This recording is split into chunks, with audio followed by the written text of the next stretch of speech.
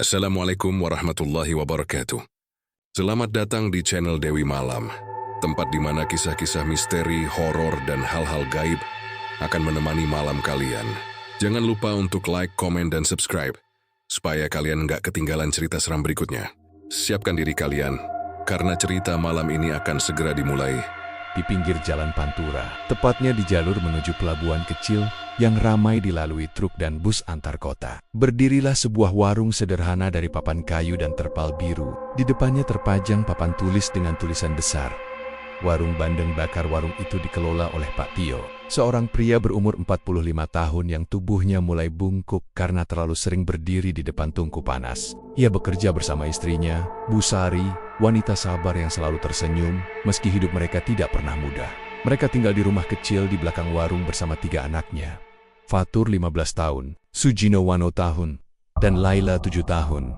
Setiap pagi, Bu Sari sudah sibuk menyiapkan bumbu, sementara Pak Tio pergi ke pasar membeli bandeng segar. Suasana rumah selalu ramai oleh celoteh anak-anak, meski isi dapur seringkali popasan. Namun belakangan ini, warung mereka semakin sepi. Tak seperti dulu saat setiap sore selalu penuh oleh pelanggan yang mampir setelah dari perjalanan jauh. Kini, meja-meja kayu itu lebih sering kosong, hanya dihinggapi lalat dan debu jalanan. Entah kenapa, ya, Mas, orang-orang sekarang lebih suka makan di warung sebelah itu, kata Bu Sari suatu sore sambil menatap ke arah warung Pak Noval, pesaing baru mereka yang letaknya hanya sekitar 50 meter dari sana. Warung Pak Noval terlihat jauh lebih ramai. Lampunya terang, musiknya terdengar dari kejauhan, dan aroma bandeng bakarnya begitu menggoda. Pak Tio hanya diam. Ia mencoba menahan perasaan iri yang pelen-pelen menggerogoti hatinya. Ia tahu usaha mereka kalah dari segi tempat dan promosi, tapi dalam hati kecilnya, ia merasa ada yang tidak beres dengan warung milik Pak Noval itu. Mas, sabar ya, rezeki itu sudah diatur, ucap Bu Sari lembut. Pak Tio hanya mengangguk, walau wajahnya murung. Aku tahu, Ri, tapi anak-anak butuh makan, sekolah, dan semua butuh uang. Kalau begini terus, kita bisa gulung tikar. Malam itu, setelah warung ditutup, Pak Tio duduk di kursi bambu di depan rumah. Ia menatap jalan yang mulai sepi. Hanya suara jangkrik dan angin laut yang terdengar. Di kejauhan, warung Pak Noval masih ramai, padahal sudah larut. Suara tawa pelanggan dan aroma bakaran ikan tercium hingga ke hidungnya. Ia menghela napas panjang, merasakan rasa iri berubah menjadi tekanan di dada. Saat sedang melamun, tiba-tiba dari arah jalan muncul seorang lelaki tua berpakaian serba hitam. Jalannya pelan, matanya tajam menatap ke arah Pak Tio. Wajahnya pucat seperti orang sakit, tapi suaranya berat dan dalam. Warungmu sepi, Yale, katanya tanpa basa-basi. Pak Tio terkejut. Iya, Pak. Bapak, siapa? Lelaki itu tersenyum samar, lalu duduk di kursi bambu tanpa diundang. Dulu, aku juga pernah buka warung. Nasibku sama kayak kamu. Tapi aku dapat cara supaya orang datang sendiri. Bahkan sampai rebutan makananku. Pak Tio menatapnya heran. Cara apa, Pak? Lelaki itu menunduk sedikit. Matanya berkilat di bawah cahaya lampu minyak. Kalau kamu berani, datanglah ke muara Sungai Karangjati malam Jumat Kliwon. Bawa 1 bandeng bakar dan sesuatu yang berasal dari keluargamu sendiri. Suaranya lirih, tapi terdengar jelas di telinga Pak Tio. Sebelum Pak Tio sempat bertanya lebih jauh, lelaki itu berdiri. Kalau sudah waktunya, kamu akan paham, katanya, lalu berjalan pergi menyusuri gelap. Pak Tio hanya bisa menatap punggungnya sampai menghilang di tikungan jalan. Malam itu, ia tidak bisa tidur. Kata-kata lelaki itu terus bergema di kepalanya. Sesuatu yang berasal dari keluargamu sendiri. Apa maksudnya? Rambut, pakaian, atau sesuatu yang lebih mengerikan? Bu Sari yang sedang menidurkan Laila memperhatikan suaminya yang gelisah. Mas, kenapa sih? Dari tadi bengong? Tanyanya. Enggak apa-apa, cuma kepikiran dagangan aja, jawabnya pelan. Tapi sebenarnya, pikirannya sudah melayang jauh, memikirkan kemungkinan untuk datang ke muara itu. Keesokan harinya, warung kembali sepi. Hanya 2 pelanggan datang dari pagi sampai sore. Sementara warung Pak Noval semakin ramai, bahkan mobil-mobil dari luar kota mulai berhenti untuk makan di sana. Setiap kali mendengar tawa pelanggan dari arah sana, hati Pak Tio terasa panas. Menjelang malam, ia duduk di belakang warung, menatap seekor bandeng sisa dagangan yang belum terjual. Di tangannya, ikan itu terasa dingin dan licin. Ia menatapnya lama, lalu teringat lagi pada kata-kata lelaki misterius tadi malam. Malam Jumat Kliwon, muara, Karangjati. Gumamnya pelan, ia belum tahu bahwa keputusan kecil malam itu akan membuka jalan menuju kutukan yang menelan seluruh keluarganya. Dan sejak malam itu juga, nasib warung bandeng bakar Patio mulai berubah pelan, tapi pasti, menuju arah yang gelap dan mengerikan. Sejak malam itu, pikiran Patio tidak pernah tenang. Setiap kali ia duduk di depan warungnya yang sepi, bayangan wajah lelaki tua berpakaian hitam itu muncul di benaknya. Kata-kata yang diucapkannya berputar-putar seperti mantra. Datanglah ke Muara Karangjati, malam Jumat Kliwon. Bawa satu bandeng bakar dan sesuatu dari keluargamu sendiri. Awalnya, Patio mencoba melupakan ucapan itu. Tapi setiap hari, keadaan warungnya makin buruk. Pelanggan datang hanya 1-2 orang. Kadang malah tidak ada sama sekali. Uang hasil dagangan bahkan tidak cukup untuk membeli beras. Suatu sore, Bu Sari menghitung uang dari kaleng bekas biskuit yang mereka jadikan tempat penyimpanan hasil jualan. "Mas, tinggal segini," katanya dengan wajah cemas. "Besok kita harus bayar uang sekolah Fatur. Belum lagi beli minyak sama gas." Patio hanya menghela napas panjang. "Iya, aku tahu, Ri. Tapi mau bagaimana lagi? Orang-orang sekarang semua makannya di warung Pak Noval." Mereka terdiam cukup lama.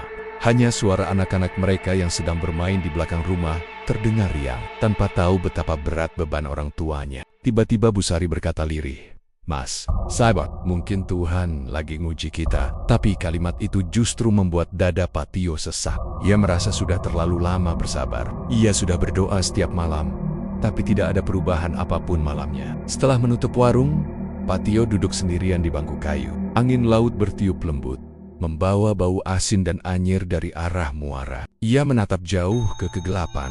Tiba-tiba, dari arah jalan, terdengar langkah kaki perlahan. Sesosok bayangan muncul dari balik pepohonan. Lelaki berpakaian hitam itu muncul lagi.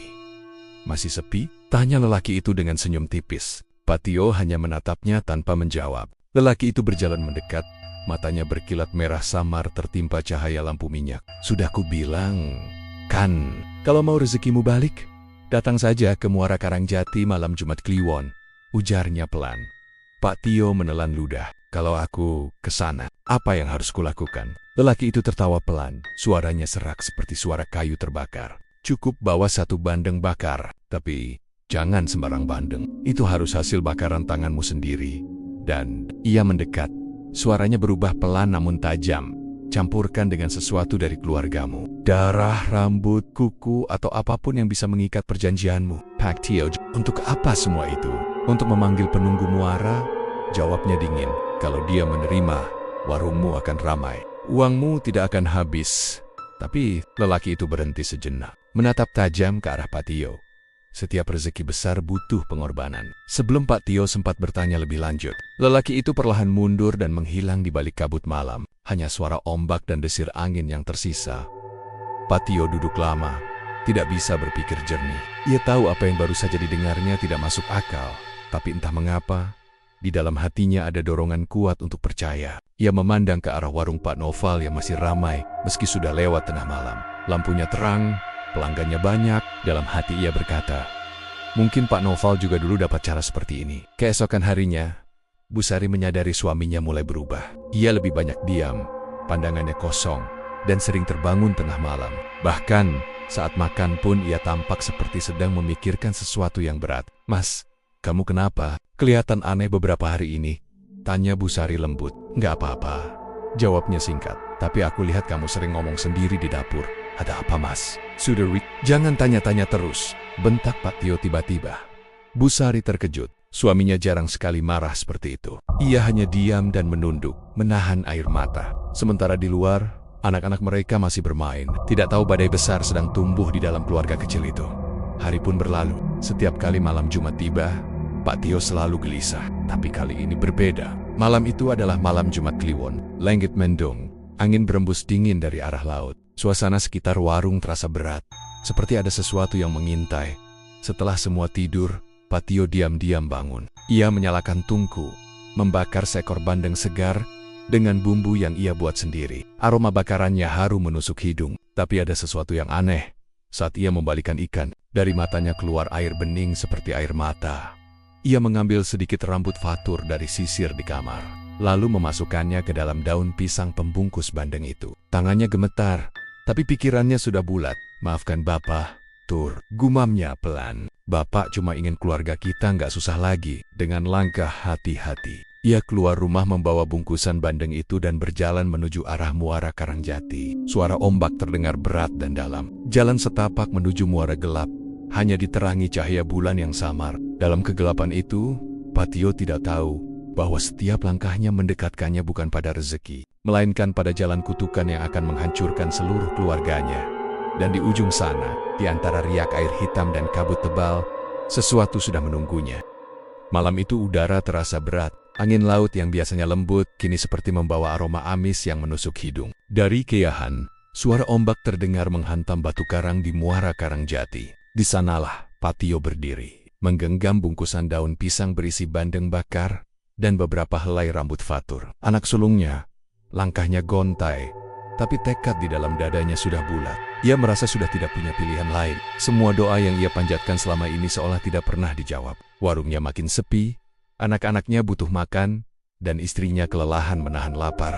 Suasana di muara begitu sunyi.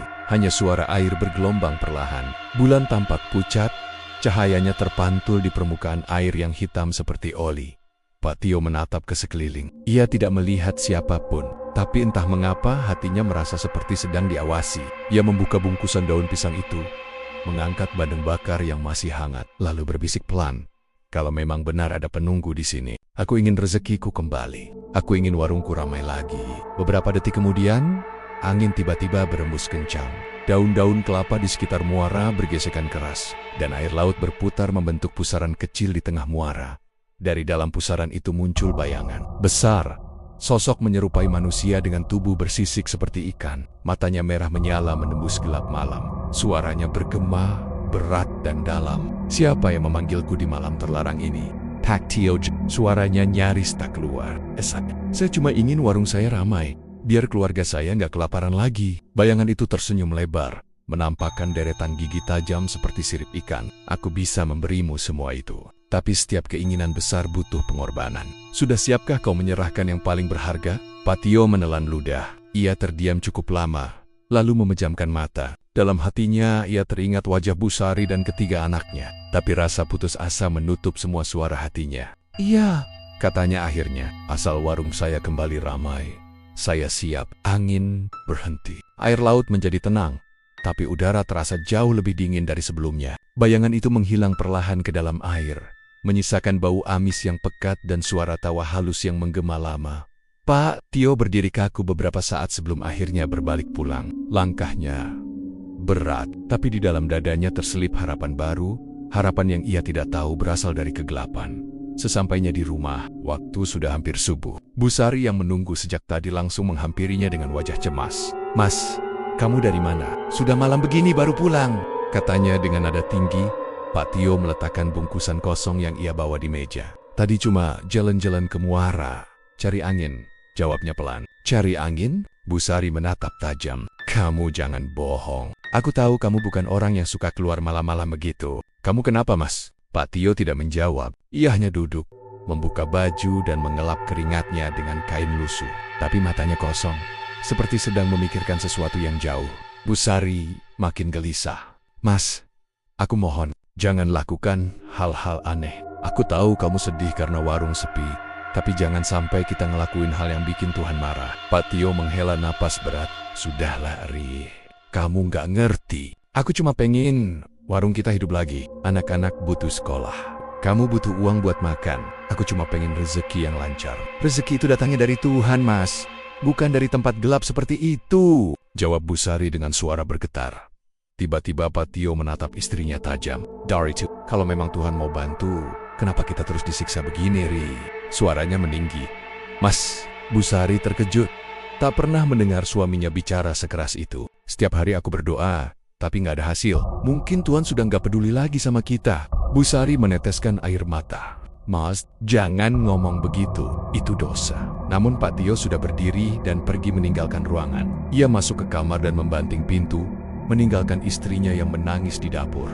Pagi harinya, seisi rumah terasa hening. Fatur dan kedua adiknya tak berani bicara banyak. Mereka merasakan ketegangan antara ayah dan ibu mereka. Busari diam saja. matanya bengkak karena menangis semalaman. Sementara Pak Tio tampak berbeda, wajahnya lebih pucat. Tapi sorot matanya tajam dan dingin.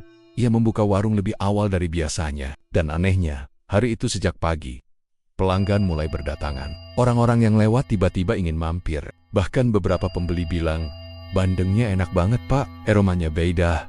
Bumbunya gurih sekali." Bu Sari memperhatikan dari jauh. Ia heran, tapi juga takut. Ia tahu semalam suaminya pergi ke Muara, dan sekarang warung tiba-tiba ramai. Ada sesuatu yang tidak wajar. Saat ia membantu menyiapkan pesanan, Bu Sari melihat sesuatu yang membuat darahnya berhenti mengalir. Seekor bandeng di atas panggangan tiba-tiba bergerak, seperti masih hidup. Ia terkejut sampai menjatuhkan piring. "Mas, itu ikannya." Pak Tio sepat-sepat mematikan api. Wajahnya datar. "Sudari, jangan lihat yang aneh-aneh. Fokus aja jualan." Tapi Bu Sari tidak bisa tenang. Ia tahu sesuatu telah berubah. Ia bisa merasakan hawa dingin yang aneh di sekitar warung. Dan malam itu, saat semua sudah tidur, ia mendengar suara lirih dari belakang rumah. Suara seperti anak kecil menangis pelan. Namun ketika ia membuka pintu dan menengok, tidak ada siapapun di sana. Hanya suara ombak dari kejauhan. Dan bayangan suaminya yang berdiri diam di depan warung, menatap ke arah muara yang gelap. Malam itu, langit tampak gelap pekat tanpa bintang. Angin laut berembus kencang, membawa aroma asin dan amis yang menusuk hidung. Di kejauhan terdengar suara ombak yang memecah batu karang, seolah memperingatkan siapapun agar tidak mendekati muara Karangjati. Namun disitulah Pak Tio kembali melangkah, membawa satu bungkusan berisi bandeng bakar dan sesuatu yang jauh lebih mengerikan, sehelai rambut dan setetes darah dari anaknya sendiri. Fatur sejak malam pertama ia datang ke Muara, hidupnya berubah. Warungnya kini ramai, bahkan pelanggan datang dari luar kota. Tapi di balik semua itu, ia mulai sering mendengar bisikan aneh setiap malam. Suara itu lembut tapi menakutkan, memanggil namanya dari arah dapur. "Tio, sudah waktunya datang lagi ke Muara." Awalnya, ia mencoba menutup telinga. Tapi suara itu selalu datang. Kadang terdengar dari tungku, kadang dari sumur belakang. Bahkan pernah terdengar dari dalam telinganya sendiri. Bu Sari mulai khawatir. Ia melihat suaminya semakin murung, jarang tidur, dan sering berbicara sendiri. "Mas, kamu kenapa sih akhir-akhir ini? Wajahmu pucat, badanmu kurus, tapi kamu maksa kerja terus?" tanya Bu Sari lembut. Pak Tio hanya menjawab singkat, "Aku baik-baik saja." Namun malam itu, tanpa sepengetahuan istrinya, Pak Tio diam-diam keluar rumah. Ia membawa bungkusan daun pisang dan berjalan ke arah muara. Suasana sekitar sunyi mencekam. Setiap langkahnya di atas tanah basah terdengar jelas, dan suara jangkrik seolah lenyap.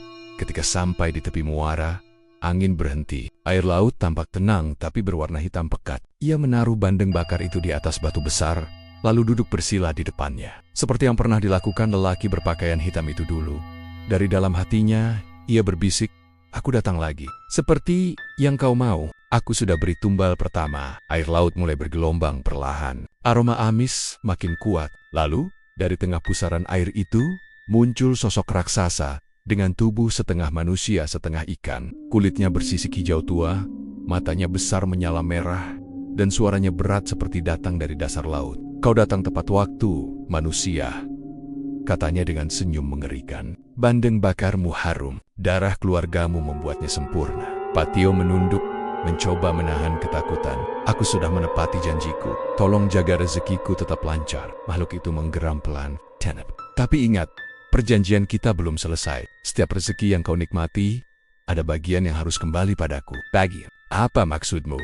tanya Pak Tio dengan suara bergetar. "Satu nyawa untuk setiap tahun keberuntunganmu." Pak Tio terdiam. Ia tidak mengerti maksud ucapan itu sepenuhnya, tapi tubuhnya terasa lemas. Makhluk itu mengulurkan tangannya yang bersisik, menyentuh kepala Pak Tio. Seketika, pandangan Pak Tio kabur. Ia melihat sekilas bayangan keluarganya, satu persatu berdiri di belakang makhluk itu, tersenyum dengan wajah pucat. "Rezeki sudah mengalir di darahmu, Tio." Bisikan itu terdengar di telinganya. Tapi, ingat, darah yang memberi harus menerima kembali. Tiba-tiba angin kembali bertiup kencang, membuat daun dan pasir beterbangan. Pak Tio jatuh tersungkur ke tanah. Napasnya terengah. Saat ia menatap ke depan, makhluk itu sudah menghilang, meninggalkan air laut yang kini memantulkan wajahnya sendiri, tapi dengan mata merah seperti iblis. Keesokan harinya, Bu Sari menemukan suaminya tertidur di depan warung dengan pakaian penuh lumpur. "Mas, dari mana aja semalam?" Serunya panik. Pak Tio terbangun pelan, kepalanya pusing, tubuhnya dingin seperti es. Aku nggak tahu, tadi malam aku mimpi aneh. Mas, jangan main-main. Aku semalaman nyari kamu, aku pikir kamu kenapa-kenapa. Tapi Pak Tio hanya diam, menatap kosong ke arah laut. Hari itu, warung kembali ramai. Pelanggan datang silih berganti. Mereka memuji rasa bandeng bakar Pak Tio yang kini semakin lezat. Seolah punya cita rasa aneh tapi bikin ketagihan. Namun, saat Bu Sari ikut membantu, ia merasa ada yang tidak beres. Setiap kali Pak Tio menyiapkan bumbu, bau amis darah tercium samar. Dan malamnya, Fatur, anak sulung mereka mulai mengeluh sakit kepala dan demam tinggi. Bu, tadi malam Fatur mimpi buruk, kata Fatur lemah. Ada ikan besar di dalam sumur. Matanya merah. Dia manggil nama bapak. Bu Sari langsung merinding. Ikan besar, sumur. Fatur mengangguk pelan. Dia bilang, waktunya sebentar lagi.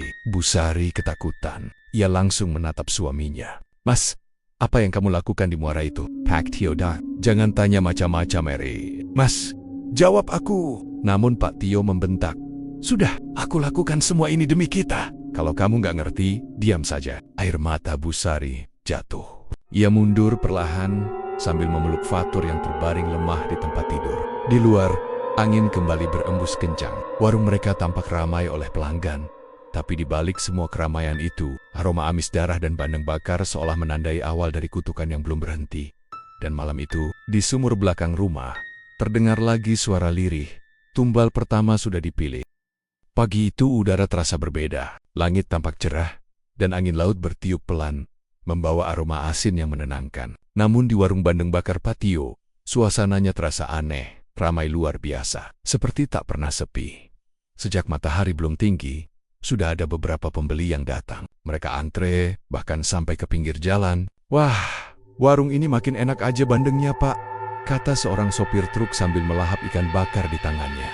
Iya, rasanya beda sama yang lain. Bumbunya nempel banget, tambah pembeli lain. Pak Tio tersenyum samar. Ia sibuk membakar bandeng satu persatu. Tangannya lincah seolah sudah hafal setiap gerakan. Wajahnya tampak puas. Meski di balik itu, sorot matanya dingin dan kosong. Sementara Bu Sari memperhatikan dari sudut dapur, masih diliputi rasa was-was. Ia tahu, semua ini bukan kebetulan.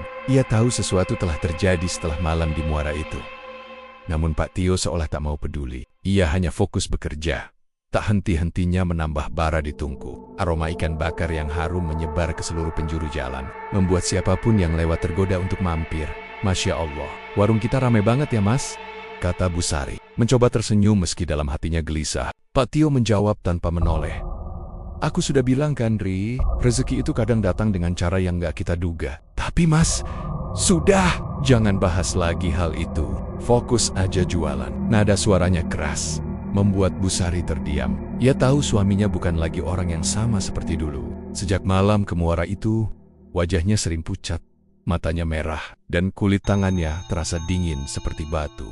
Malamnya, setelah warung tutup, Bu Sari melihat sesuatu yang membuat bulu kuduknya berdiri. Saat ia membersihkan dapur, ia melihat jejak kaki basah di lantai. Padahal, lantai itu baru saja dikeringkan. Jejak itu kecil, seperti milik anak-anak. Ia menatap ke arah luar, namun tak ada siapapun di sana. Tak lama kemudian, terdengar suara tawa kecil dari arah sumur belakang rumah. Tawa itu pelan, tapi jelas suara anak-anak. Laila, panggil Bu Sari. Kamu belum tidur, Nak? Tidak ada jawaban. Hanya suara ember yang jatuh pelan di dekat sumur ketika ia mendekat. Air di dalam sumur tampak beriak pelan, padahal tak ada angin. Di permukaan air itu, seolah terlihat bayangan wajah Fatur, anak sulungnya yang sejak beberapa hari ini terus demam dan makin lemah. Bu Sari langsung tertegun. Ia mundur sambil menutup mulut, takut kalau teriakannya membangunkan anak-anak. Sementara itu, di dalam kamar, Fatur menggigil keras. Keringatnya dingin, matanya sayu, dan bibirnya pucat. Bu, panggilnya lirih. Kenapa ada ikan besar di kamar? Bu Sari menoleh cepat. Ikan besar? Di mana? Fatur menunjuk ke sudut kamar. Tadi dia muncul dari bawah tempat tidur. Matanya merah, besar sekali. Dia bilang mau aku ikut berenang. Tubuh Bu Sari langsung gemetar. Ia berlari keluar kamar memanggil suaminya. Mas Ciu, Mais, anak kita ngomong aneh-aneh lagi. Namun Pak Tio tidak langsung menjawab. Ia duduk di kursi bambu depan rumah, menatap laut dalam diam. Mas, Fatur demam tinggi. Dia ngomong ada ikan besar yang mau ajak dia ikut. Akhirnya Pak Tio berdiri, tapi wajahnya tenang, nyaris tanpa ekspresi. Sudahlah, Eri, mungkin cuma mimpi. Mimpi apaan, Mas? Anak kita udah 3 hari begini. Aku takut ada yang gak beres. Pak Tio menatap istrinya tajam. Jangan banyak omong. Aku tahu apa yang aku lakukan. Kata-kata itu membuat Bu Sari terpaku. Dalam pandangan matanya, suaminya kini bukan lagi sosok lembut yang dulu ia kenal. Ada sesuatu yang gelap di balik mata itu. Sesuatu yang menakutkan. Keesokan harinya, keanehan semakin menjadi-jadi. Ketika Pak Tio membakar bandeng pertama pagi itu, api dari tungku tiba-tiba menyala biru terang. Dan dari dalam bara terdengar suara seperti napas panjang. Pelanggan yang datang malah semakin banyak. Seolah bau ikan bakar itu punya daya tarik gaib yang memanggil orang dari jauh. Namun di tengah kesibukan itu, Fatur tiba-tiba menghilang. Bu Sari panik setengah mati. Ia mencari ke setiap sudut rumah, ke belakang warung, bahkan ke tepi jalan. Fatur, nak, kamu di mana? Tak ada jawaban. Pak Tio yang sedang memanggang ikan hanya diam. Wajahnya datar. Mas, anak kita hilang! Teriak Bu Sari dengan air mata mengalir deras. Namun Pak Tio hanya menunduk. Mungkin dia pergi main. Main? Mas, ini udah sore. Fatur nggak pernah keluar rumah. Kalau badannya lemah gitu. Bu Sari terus menangis sambil mencari ke arah sumur. Tapi begitu ia sampai di sana, kakinya lemas seketika. Air sumur yang biasanya jernih, kini berubah warna menjadi merah gelap seperti darah. Dan dari dalamnya, muncul gelembang-gelembang besar, disertai suara lirih memanggil pelan. Bu, aku kedinginan di sini. Bu Sari menjerit histeris. Ia berlari ke arah rumah sambil memanggil nama suaminya. Tapi saat ia menoleh ke warung, matanya membesar ketakutan. Di sana, di atas panggangan ikan, bayangan wajah Fatur terlihat jelas di atas bara api. Matanya menatap kosong, bibirnya bergerak pelan seolah berbisik sesuatu. Bapak sudah janji. Malam itu, warung Pak Tio masih ramai seperti biasa. Tapi bagi Bu Sari, malam itu adalah awal dari mimpi buruk yang nyata. Anaknya tidak pernah ditemukan. Dan setiap kali ia mencoba menanyakan hal itu, Pak Tio selalu menjawab dengan dingin. Rezeki kadang butuh pengorbanan, Eri. Jangan banyak tanya. Sejak saat itu, warung bandeng bakar Pak Tio menjadi warung paling ramai di sepanjang Pantura. Tapi setiap malam Jumat Kliwon, dari arah sumur belakang rumah, terdengar suara anak kecil menangis dan aroma bandeng bakar yang menyengat menusuk hidung. Bu Sari tahu, ini belum berakhir. Dan dalam hatinya yang hancur, ia sadar, Fatur bukanlah satu-satunya tumbal. Sejak malam itu, rumah keluarga Pak Tio tak pernah lagi sama. Suasana yang dulu hangat dan ramai oleh tawa anak-anak, kini berubah menjadi sunyi dan menyesakkan. Fatur, anak sulung yang pintar dan penurut, telah menghilang tanpa jejak. Orang kampung mengira ia diculik atau kabur. Tapi Bu Sari tahu kebenarannya. Dan kebenaran itu terlalu menakutkan untuk diucapkan. Warung bandeng bakar milik mereka justru makin ramai. Pembeli datang silih berganti. Bahkan dari luar kota, orang-orang memuji rasa ikannya yang luar biasa gurih, lembut, dan tak amis sama sekali. Namun setiap kali Bu Sari mencium aroma bandeng yang dibakar, hatinya mual. Setiap malam, ketika warung sudah tutup, ia mendengar suara anaknya memanggil, Bu, aku lapar, Bu. Bu, panas, Bu. Di sini gelap. Suara itu terdengar dari arah dapur.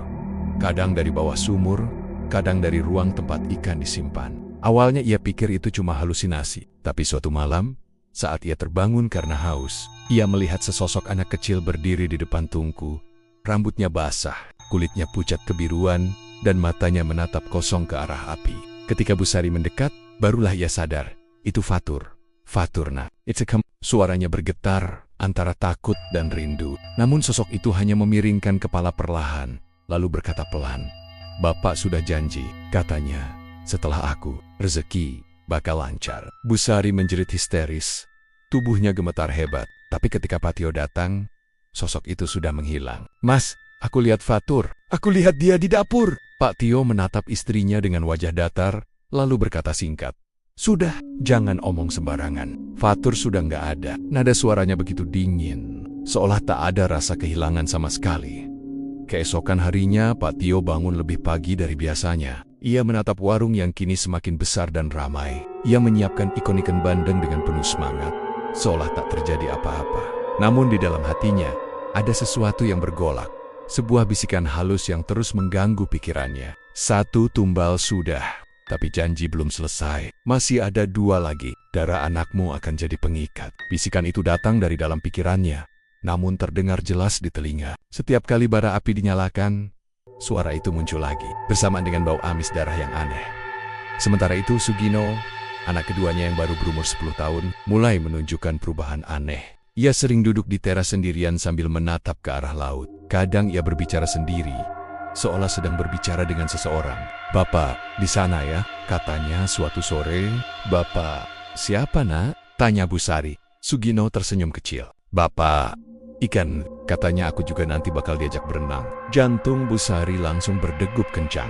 Ia langsung memeluk anaknya erat-erat. "Jangan ngomong gitu nak, jangan mau ikut siapapun." Namun Sugino hanya tertawa kecil dan berlari ke belakang rumah. Malam itu, hujan turun deras. Petir menyambar, dan angin bertiup kencang. Busari tak bisa tidur. Pikirannya kacau. Ia terus teringat kata-kata Sugino. Sementara Pak Tio duduk di ruang tengah, menatap tungku api yang padam. Tiba-tiba, dari balik bara yang hampir mati itu, muncul bayangan wajah Fatur lagi. Wajah itu tampak meringis, seperti menahan sakit. Dari mulutnya keluar suara lirih. "Bapak belum bayar janji." Pak Tio menutup telinganya, tapi suara itu semakin keras. "Bapak belum bayar." Satu lagi. Tiba-tiba angin berhembus kencang, membuat semua jendela terbuka lebar. Bara api yang mati seketika menyala kembali. Dan di antara asap yang tebal, muncul sosok tinggi besar berwujud ikan raksasa hitam dengan mata merah menyala.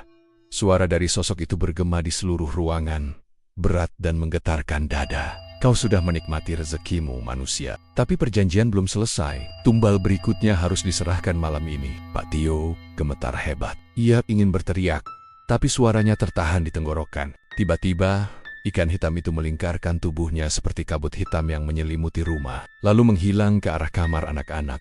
Pak Tio langsung tersadar dan berlari ke kamar. Namun ketika pintu kamar dibuka, Sugino sudah tidak ada. Hanya ada genangan air di lantai, dan suara gemericik halus yang datang dari jendela terbuka lebar. "Gino!" Pak Tio menjerit sekuat tenaga. Ia berlari keluar ke tengah hujan, menuju arah sumur. Tapi yang ia temukan hanya baju Sugino yang tergeletak basah di tanah, dan di dalam sumur. Airnya bergolak kuat seperti ada sesuatu yang bergerak di bawah sana. Busari datang menyusul, menangis sejadi-jadinya.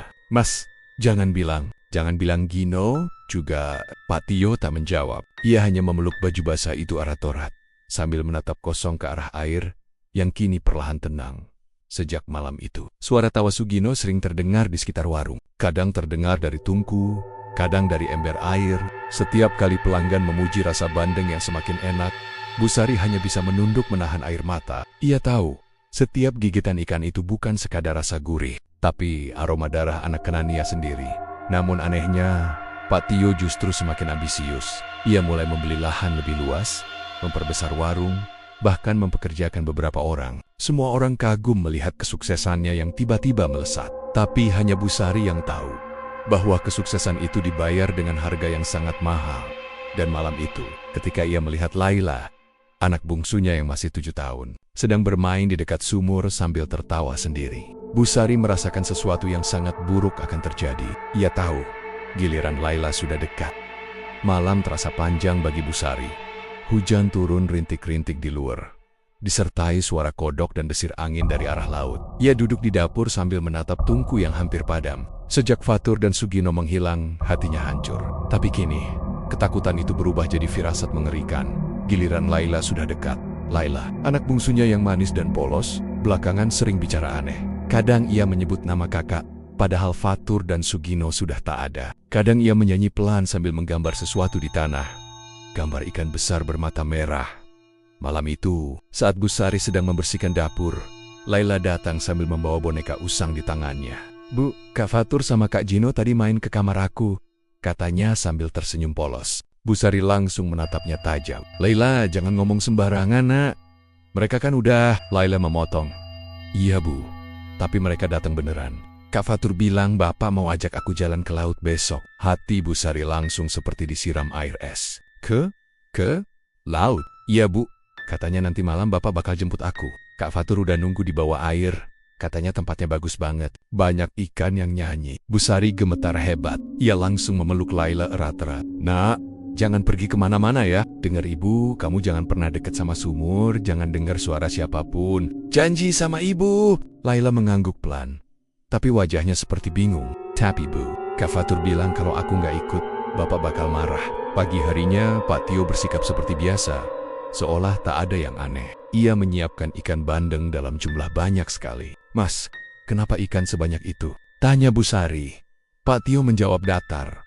Hari ini rezeki besar, ada rombongan datang dari luar kota. Kita harus siap. Namun di balik kote kata Nia, Bu Sari melihat sorot mata suaminya yang aneh, kosong, tapi juga menyimpan sesuatu yang jahat. Siang itu warung penuh sesak. Orang-orang makan dengan lahap, seolah tak peduli panasnya bara atau asap tebal di sekitar dapur. Aroma bandeng bakar memenuhi udara, tapi bagi Bu Sari, baunya bukan lagi sedap. Ada aroma amis dan darah yang menyengat di setiap asap yang naik. Di tengah kesibukan, Laila tiba-tiba menghilang. Bu, sorry panic. Ia mencari ke semua sudut warung. Mas, Laila di mana? Tadi dia masih main di dapur. Pak Tio menoleh pelan, tanpa ekspresi. Mungkin dia tidur di kamar. Enjak Mas, aku Oda Kari. Dia nggak ada. Bu Sari terus berlari keluar, menembus keramaian pembeli, menuju arah belakang rumah.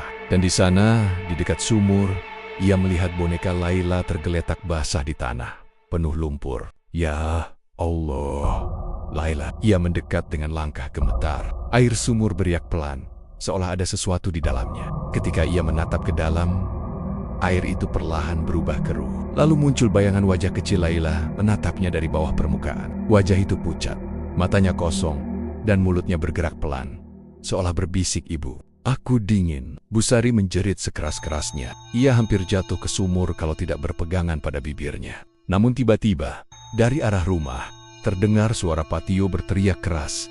Eri, cepat ke sini. Bu Sari berlari dengan sisa tenaga. Tapi begitu sampai di dapur, bau amis menyengat menyambutnya. Di tungku besar, bara api menyala sangat terang. Don di atas Nia, bukan ikan bandeng yang terbakar, tapi sesuatu yang berwarna gelap dan berbentuk kecil, seperti lengan anak-anak. Bu Sari menjerit histeris sambil menutupi mulutnya. Mas Tio, apa yang kamu lakuin? Itu apa? Pak Tio menatap api tanpa berkedip. Wajahnya dipenuhi keringat. Dia sudah tenang sekarang, Ri. Semuanya sudah lunas. Setelah ini kita nggak akan kekurangan rezeki seumur hidup. Bu Sari menangis sambil memukul dada suaminya. Kau gila, Mas. Itu anak kita sendiri, Laila. Kamu tumbalin anakmu sendiri. Pak Tio berteriak balik dengan suara menggelegar. Demi ini semua, aku udah janji. Jin laut itu kasih aku kekayaan, asal aku kasih dia 3 jiwa. 3 anak itu tumbal untuk warung ini. Bu Sari terjatuh, tak kuat menahan kenyataan itu. Air matanya mengalir deras. Sementara di luar, angin laut bertiup kencang dan petir menyambar. Bara api di tungku tiba-tiba padam. Lalu muncul asap hitam pekat yang memenuhi ruangan. Dari balik asap itu, muncul bayangan besar, berwujud ikan hitam raksasa, dengan mata merah menyala. Suaranya berat, bergema di seluruh rumah. Perjanjian sudah terpenuhi. 3 jiwa sudah diserahkan. Tapi keserakahanmu belum lunas, manusia. Pak Tio mundur ketakutan. Aku udah kasih yang kau mau, Balaam, karena kau tak pernah berniat berhenti. Rezekimu akan kubuat kekal, bersama tubuhmu di dasar laut. Tiba-tiba, lantai dapur retak. Dari celah itu keluar air hitam berlendir, naik perlahan dan mengelilingi kaki Pak Tio. Bu Sari menjerit, Mas, lari, Mas. Tapi terlambat, air itu melilit tubuh Pak Tio dan menariknya ke bawah, seperti pusaran air yang muncul dari dalam bumi. Dalam sekejap, Pak Tio hilang di telan tanah basah. Hanya tersisa bau amis dan suara bisikan lirih. Bandengmu akan terus dibakar, sampai darahmu jadi bumbunya. Malam itu, warung bandeng bakar Pak Tio terbakar habis tanpa sebab yang jelas. Warga menemukan Bu Sari pingsan di dekat sumur. Tubuhnya penuh lumpur dan luka goresan. Tapi yang paling menyeramkan, di antara puing-puing warung yang terbakar, ditemukan 3 ekor ikan bandeng besar, masing-masing dengan mata kecil manusia di kepalanya. Sejak malam itu, tak ada lagi yang berani membuka warung di tempat itu. Namun setiap malam Jumat Kliwon, warga sekitar mengaku mencium bau bandeng bakar dari arah lahan kosong itu. Disertai suara anak kecil menangis dan suara laki-laki yang berkata pelan, tambahi bumbunya, biar makin gurih. Dan di dalam gelap malam itu, di tepi laut, kadang terlihat bayangan pria paruh baya sedang membakar ikan, matanya kosong, tubuhnya basah kuyup. Dan di belakangnya, 3 anak kecil berdiri diam tanpa wajah. Mereka, keluarga yang jadi tumbal rezekinya sendiri.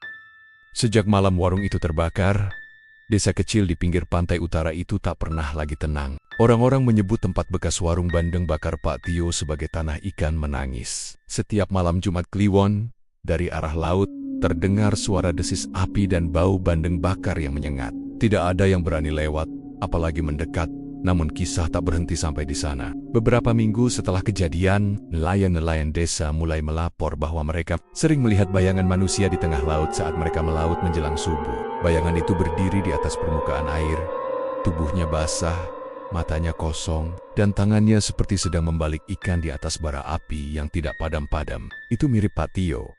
Dia masih hidup di laut. Begitulah bisik-bisik yang mulai menyebar di antara warga. Suatu malam, seorang nelayan bernama Pak Harun kembali dari laut dengan wajah pucat. Ia gemetar ketika bercerita di warung kopi. "Waktu aku narik jaring, ada 3 ikan bandeng yang nyangkut," katanya dengan suara serak. "Tapi pas kuangkat, salah satunya punya mata kayak manusia." Warga yang mendengar langsung terdiam. Matanya kecil, tapi jelas. Mirip mata anak kecil. Dan pas aku lihat lama-lama, ikan itu nangis. Air matanya campur darah. Setelah kejadian itu, Pak Harun jatuh sakit. Tubuhnya panas, matanya sering kosong menatap ke arah laut. Dan setiap malam, istrinya mendengar ia berbicara sendiri. "Pak Tio manggil aku, katanya butuh bantu bakar ikan." Sementara itu, Bu Sari yang selamat dari tragedi itu, hidup menyendiri. Rumahnya kini hanya pondok kecil di pinggir sawah jauh dari laut. Tubuhnya tampak kurus dan wajahnya penuh lingkar hitam di bawah mata. Ia jarang bicara dengan siapapun. Tapi setiap malam, ia masih mendengar suara Anokanania memanggil dari jauh. "Bu, sini bu, kita kedinginan bu. Di laut gelap bu." Suara itu datang dari arah angin laut.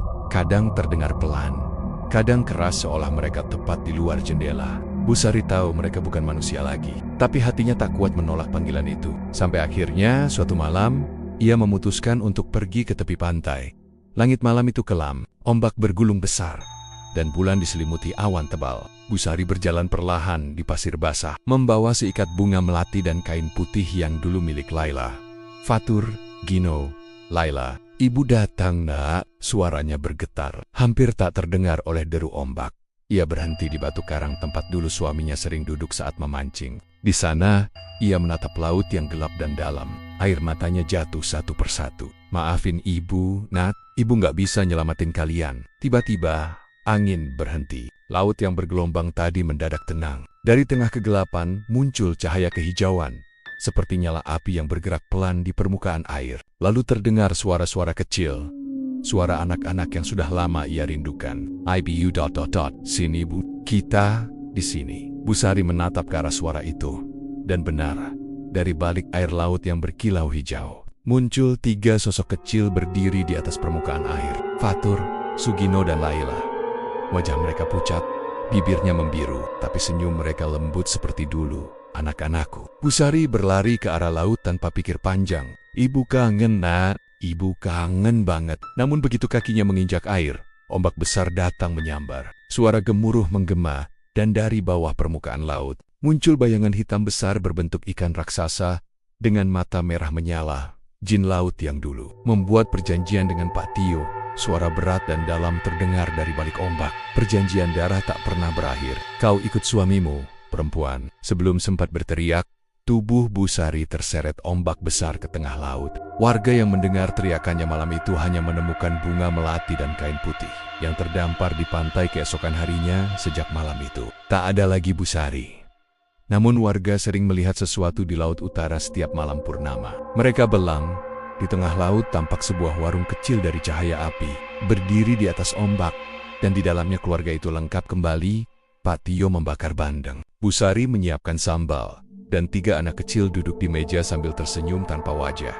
Banyak nelayan yang mencoba mendekat, tapi begitu kapal mereka melewati garis ombak, kompas berputar liar, dan udara jadi sangat dingin. Beberapa di antaranya tak pernah kembali. Orang-orang tua di desa kini memperingatkan anak-anak, kalau malam Jumat Kliwon, jangan ke pantai. Kalau cium bau bandeng bakar, segera pulang. Karena konon jin laut itu masih mencari jiwa baru untuk menjaga warung arwahnya di dasar laut. Dan siapapun yang tergoda aroma bandeng bakar dari arah ombak, akan ditarik ke sana, jadi pelayan selamanya. Beberapa waktu kemudian, seorang pria dari luar kota bernama Roni datang ke desa. Ia mendengar lahan bekas warung itu bagus untuk usaha. Ia ingin membangun warung bandeng bakar baru, menggantikan warung lama yang dulu laku keras. Warga sudah memperingatkan, tapi Roni hanya tertawa. Ah, itu cuma cerita lama. Orang kampung suka lebay. Malam pertama ia buka warung, benar saja, pembeli ramai luar biasa. Namun menjelang tengah malam, ketika ia sendirian di dapur, bara api di tungku menyala dengan sendirinya. Dari asapnya, muncul bayangan pria tua dengan mata kosong, memegang penjepit ikan, tersenyum menyeramkan. Warung bandeng bakar. Buka lagi ya, Bagas. Kita butuh pelayan baru. Jeritan Roni malam itu terdengar sampai ke rumah warga terdekat. Tapi saat mereka datang, warung itu sudah kosong. Yang tersisa hanya bau amis, bara api yang masih menyala, dan papan bertuliskan, "Warung bandeng bakar, buka tiap malam." Waktu berlalu begitu cepat. Sudah 3 bulan sejak kabar menghilangnya Roni, pemilik warung baru di pantai utara itu. Sejak malam ketika jeritannya menggema di antara ombak, tak ada lagi yang berani mendekat ke sana. Namun meski begitu, setiap malam, tepat pukul 12, dari arah laut selalu terlihat cahaya merah oranye, seperti api unggun yang berkobar di tengah gelombang. Kadang, angin malam membawa aroma bandeng bakar yang sedap. Begitu menggoda, seolah ada warung yang masih berjualan di sana. Warga yang sudah hafal dengan kejadian-kejadian aneh itu selalu menutup pintu rapat-rapat, membakar kemenyan, dan berdoa agar tidak tergoda untuk menengok ke arah laut. Karena mereka tahu, itu bukan warung manusia, itu adalah warung arwah yang dijaga oleh makhluk gaib penjaga laut, bersama roh keluarga Pak Tio. Namun tak semua orang percaya. Anak muda bernama Adit, umur 22 tahun, baru pindah dari kota. Ia mendengar cerita itu dari para tetangga, tapi hanya menanggapinya dengan tawa. Ah, masa iya warung bisa kebakar terus hidup lagi? Itu pasti orang main sulap! Ia penasaran, apalagi saat teman-temannya menantang untuk membuktikan sendiri. Malam Jumat Kliwon berikutnya, Adit dan 2 kawannya, Rino dan Aikel, nekat datang ke pantai membawa kamera dan senter. Udara malam itu berat dan lembab. Ombak berdebur keras, tapi tak ada bintang di langit. Begitu sampai di tepi pantai, Adit langsung mencium bau bandeng bakar yang kuat. Padahal tidak ada orang di sana. Mereka menyalakan senter, menyusuri pasir yang basah, dan tiba-tiba, dari kejauhan, terlihat nyala api kecil, seperti warung yang sedang buka. Aku bilang apa kan? Ada orangnya tuh, ujar Adit sambil tertawa kecil. Namun Reno yang berdiri di sampingnya mulai merasa aneh. Dit, itu, kenapa apinya kayak di atas air ya? Benar, api itu tidak di darat. Api itu berkobar di atas ombak. Dan di tengah cahaya oranye itu, tampak sebuah warung kayu berdiri tegak, lengkap dengan meja, kursi, dan papan bertuliskan, "Warung bandeng bakar, buka tiap malam." Adit yang masih penasaran melangkah semakin dekat. Semakin mendekat, bau amis mulai menusuk hidung, dan angin laut terasa dingin menusuk tulang. Reno dan Ical mulai mundur perlahan. Udah, Dit, ayo balik. Ini enggak benar. Tapi Adit terus berjalan sampai akhirnya dia berdiri di depan warung itu. Tungku api menyala dengan bara merah menyala terang. Di atasnya, beberapa ekor bandeng sedang dipanggang, tapi kulitnya bukan seperti ikan biasa. Kulit itu tampak seperti kulit manusia, dengan pori-pori dan bulu halus di permukaannya.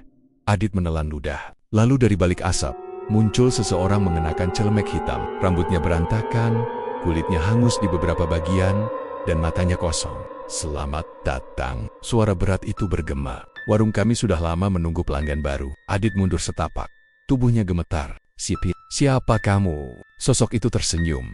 Senyum yang dingin dan menyeramkan. "Aku Tio, pemilik warung bandeng bakar." Dari belakangnya muncul perempuan dengan mata kosong, dan 3 anak kecil dengan wajah pucat. Duduk di meja sambil menyanyikan lagu anak-anak pelan-pelan. Bandeng bakar. Enak rasanya. Siapa makan, ikut bersama. Adit terpaku. Kakinya tak bisa digerakkan. Suara desisan dari tungku semakin keras. Dan tiba-tiba bara apinya memercik, menyambar ke arah Adit. Reno dan Ical menjerit, tapi sebelum mereka sempat menolong, Adit sudah terseret oleh asap hitam pekat ke dalam warung itu. Dan seperti bayangan, warung itu perlahan lenyap di udara, meninggalkan hanya debu dan abu panas di atas air laut. Keesokan paginya, warga menemukan kamera milik Adit terdampar di pantai. Ketika mereka memutarnya, sebagian besar video gelap. Tapi di akhir rekaman terdengar jelas suara Adit berteriak, "Tolong, panas! Jangan, aku nggak mau ikut." Lalu layar memperlihatkan bayangan 5 sosok berdiri di dalam warung, tersenyum menghadap kamera sebelum semuanya gelap. Setelah kejadian itu, nama Adit Reno dan Ical tak pernah disebut lagi. Warga desa menutup jalan menuju pantai setiap malam Jumat. Mereka mendirikan pagar bambu, menancapkan sesaji, dan menulis larangan besar. Dilarang mendekat, daerah terlarang. Tanah warung bandeng bakar. Namun meski dilarang, beberapa tahun kemudian, ada saja orang luar yang penasaran. Setiap kali seseorang mencoba membangun warung di dekat pantai itu, kejadian aneh pasti terjadi. Bara api menyala sendiri, ikan hilang dari ember. Dan pada malam hari, selalu terdengar suara anak kecil tertawa di dapur. Dan satu hal yang tak pernah berubah, bau bandeng bakar itu selalu muncul setiap malam Jumat Kliwon. Baunya menggoda, membuat perut lapar seolah mengundang siapapun untuk mencicipi. Tapi begitu ada yang mendekat, angin laut berhembus kencang, dan dari arah ombak muncul suara berat bergema di antara angin. Warung kami tidak pernah padam. Siapa makan, ikut selamanya. Sampai sekarang, tak ada yang tahu di mana sebenarnya warung itu berada. Beberapa nelayan bersumpah pernah melihat api di tengah laut, yang bentuknya seperti tungku raksasa dengan banyak sosok berdiri di sekelilingnya. Mereka mengatakan, jika kamu melihatnya dari jauh, tampak seperti keluarga yang sedang tertawa. Tapi kalau dilihat lebih dekat, wajah mereka gosong dan matanya kosong. Dan setiap kali ombak besar datang menghantam tepi pantai, orang-orang percaya itu adalah tanda keluarga Pak Tio sedang memanggang bandeng baru. Warung itu akan terus buka sampai akhir zaman. Karena di bawah laut utara sana, warung bandeng bakar tidak pernah padam dan selalu siap menyambut pelanggan berikutnya.